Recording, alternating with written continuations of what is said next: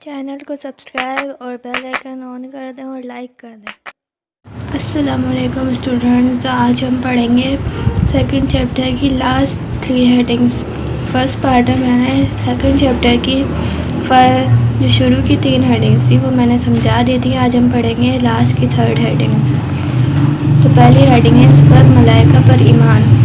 ملائکہ کا لفظ جمع ہے، اس کا واحد ملک ہے جس کے لغوی معنی رسالت، جس کے لغوی معنی ہیں۔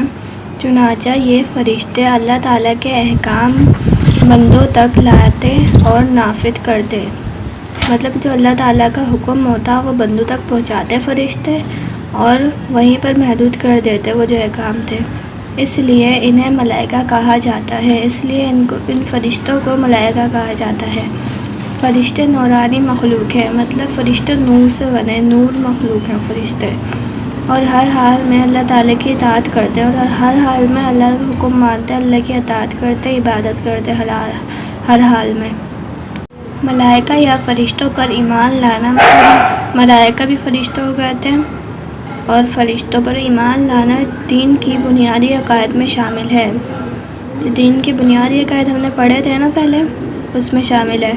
ملائکہ کے وجود اور ان کے کاموں کے بارے میں قرآن مجید میں متعدد آیات ملتی ہیں، مطلب جو فرشتوں کا کام ہے ان کا مفہوم جو ہے وہ قرآن مجید میں دیا گیا ہے آیت کی شکل میں، جن سے معلوم ہوتا ہے کہ یہ اللہ تعالیٰ کے احکام کی تابع مخلوق ہیں، مطلب یہ اللہ تعالیٰ کے احکام کو بہت صحیح سے اور فوراً اس پہ عمل کرتے ہیں، اللہ تعالیٰ کے حکم جو ہوتے ہیں، اور ان سے گناہوں یا خطا کا حدور ممکن نہیں، مطلب ان سے کوئی گناہ نہیں ہو سکتا، نہ کوئی خطا ہو سکتی، یہ ممکن ہی نہیں ہے۔ تخلیق انسانی کے وقت بھی فرشتے موجود تھے، مطلب تخلیق انسانی میں جو ہم لوگ ہیں نا، وہاں پہ ہم لوگ جہاں رہتے ہیں، انسان جہاں رہتے ہیں، وہاں پہ بھی فرشتے موجود تھے، اور انہوں نے اللہ تعالیٰ سے جذبہ اطاعت کے تحت عرض کیا تھا کہ میں کوئی اور خلیفہ انسان پیدا کرنے کی ضرورت نہیں، مطلب اب کوئی زمین پر کوئی انسان پیدا کرنے کی ضرورت نہیں، ہم ہر حکم کی تابع کے لیے دست بستہ موجود ہیں، مطلب اللہ تعالیٰ کا جو حکم ہے اس کے لیے فرشتے ہیں، ہم حکم کی تعمیل کے لیے دستہ بستہ موجود ہیں، مطلب ہم موجود ہیں تو اور کوئی انسان پیدا کرنے کی ضرورت نہیں ہے۔ فرشتے اطاعت اور عبادت کے لیے پیدا کیے گئے ہیں، جیسا کہ ارشاد باری تعالیٰ ہے، مطلب فرشتے اللہ تعالیٰ کی عبادت کے لیے پیدا کیے گئے ہیں۔ ارشاد باری تعالیٰ ہے ترجمہ: ملائکہ اللہ کی تسبیح بیان کرتے ہیں اور اس کے آگے سجدے کرتے ہیں، مطلب فرشتوں کے ذمہ اللہ تعالیٰ نے مختلف کام لگا رکھے ہیں، مطلب ہر فرشتے کے ذمہ اللہ تعالیٰ نے کوئی نہ کوئی کام لگا رکھا ہے جو وہ پوری تندہی سے سر انجام دیتے ہیں، وہ پوری اٹینشن سے سر انجام دیتے ہیں۔ 4 فرشتے بہت مشہور ہیں، ان میں سے حضرت جبرائیل علیہ السلام انبیاء کرام کے پاس وحی الہی لانے کا کام کرتے ہیں، جو اللہ تعالیٰ پیغام دیتے ہیں وہ انبیاء تک پہنچانا حضرت جبرائیل علیہ السلام کا کام ہے۔ حضرت میکائیل علیہ السلام کے ذمہ بارشوں اور ہواؤں کے نظام کی نگرانی ہے، جو بارشیں ہوتی ہیں، ہوائیں چلتی ہیں، ان کے نظام حضرت میکائیل علیہ السلام کے ہاتھ میں ہے۔ ملک الموت حضرت اسرائیل کے ذمہ جاندار مخلوقات کی ارواح قبض کرنا ہے، مطلب انسانوں میں جان ڈالنا اور روح نکالنا اور قبض کرنا ان کے ذمہ ہے۔ حضرت اسرافیل علیہ السلام کے ذمہ قیامت برپا کرنے اور پھر مردوں کو دوبارہ زندہ کرنے کے لیے اللہ تعالیٰ کے حکم سے سور پور کرنا ہے، مطلب مردوں کو دوبارہ زندہ کرنا، ان میں جان ڈالنا قیامت والے دن، وہ حضرت اسرافیل علیہ السلام کی ذمہ ہے۔ نیکسٹ ہیڈنگ ہے ہماری آسمانی کتابیں۔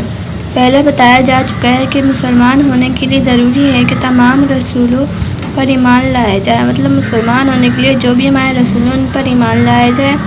رسولوں پر ایمان لانے کا مفہوم یہ ہے کہ انہیں اللہ تعالیٰ کا سچا پیغمبر مانا جائے، مطلب جو رسول ہیں ہمارے پیغمبر ہیں ان کو سچا مانا جائے، ان کے بعد جو بھی آئے گا وہ پیغمبر نہیں ہوگا، صرف ان پہ ایمان رکھیں اور ان کی تعلیمات کو برحق تسلیم کریں، وہ جو تعلیمات دے کے گئے ہیں ان کو ہر حق میں تسلیم کریں۔ رسولوں پر نازل ہونے والی کتابیں زبانی تعلیمات کا مجموعہ ہوتی ہیں، مطلب جو رسولوں پر نازل ہوئی کتابیں وہ زبانی تعلیمات کا مجموعہ ہے، لہذا رسولوں پر ایمان لانے کے لیے لازم ہے کہ ان پر نازل ہونے والی کتابوں پر بھی ایمان لایا جائے، مطلب جو رسولوں کے ساتھ کتابیں آئی ہیں ان پر ہمیں ایمان لانا ہے۔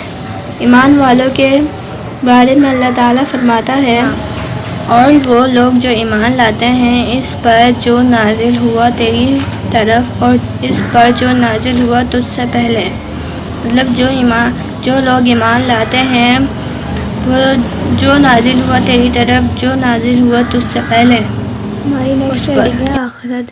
اسلام کی بنیادی عقائد میں سے ایک عقائد آخرت کا بھی ہے۔ جو ہم نے عقائد پڑھے تھے پہلے، اس میں ایک آخرت کا بھی ایک عقیدہ ہے۔ مفہوم لفظ آخرت کے معنی بعد میں ہونے والی چیز یہ ہے، جو مطلب آخرت کے بعد ہوگی، جو بھی کچھ ہوگا آخرت کے بعد جو بھی چیزیں ہوں گی، یہ معنی ہے آخرت کے۔ اس کے مقابلے میں لفظ دنیا ہے، جس کے معنی قریب کی چیز کے ہیں، مطلب جو دنیا میں چیزیں ہو رہی ہیں اس کے معنی دنیا ہے۔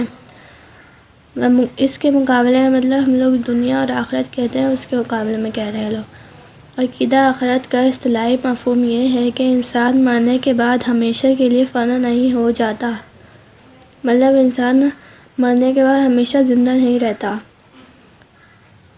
بلکہ اس کی روح باقی رہتی ہے، اس کا جسم نہیں رہتا، اس کی روح باقی رہتی ہے صرف۔ اور ایک وقت ایسا آئے گا جب اللہ تعالیٰ اس کی روح کو جسم میں منتقل کر دیں گے، اور ایک وقت ایسا آئے گا جب اللہ تعالیٰ روح کو جسم میں ڈال دیں گے، اسے دوبارہ زندہ کر دے گا، اور پھر انسان کو اس کے نیک اور بد اعمال کا حقیقی بدلہ دیا جائے گا، اور پھر انسان کے اعمال کا بدلہ دیا جائے گا اس کو۔ نیک لوگوں کو ایک ایسی جگہ عنایت کی جائے گی جو اللہ تعالیٰ کی نعمتوں سے بھرپور ہے۔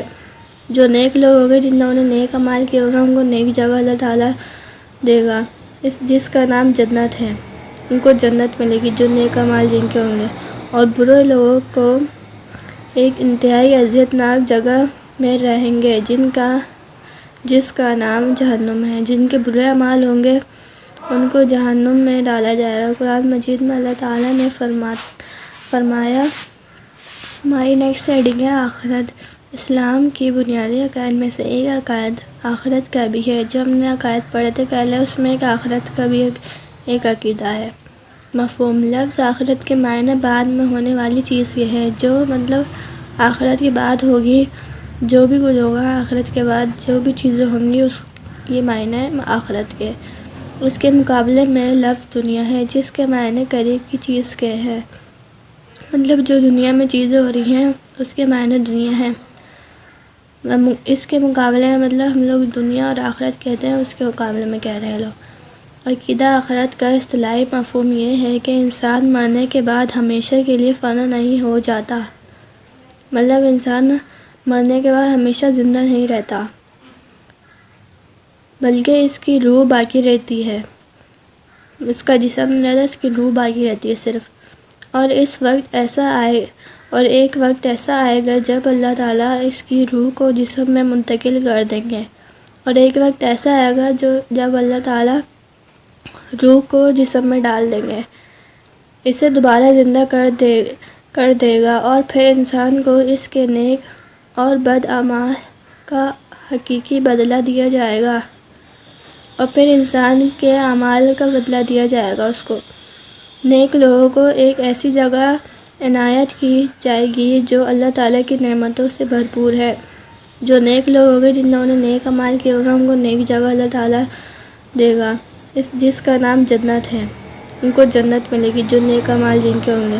اور برے لوگوں کو ایک انتہائی اذیت ناک جگہ میں رہیں گے جس کا نام جہنم ہے۔ اللہ تعالیٰ نے فرمایا ہے، ترجمہ: بے شک نیک لوگ بہشت میں ہوں گے اور بے شک گناہگار لوگ دوزخ میں، مطلب جو نیک لوگ ہیں وہ بے شک جنت میں ہوں گے، اور جو گناہگار لوگ ہیں وہ دوزخ میں ہوں گے۔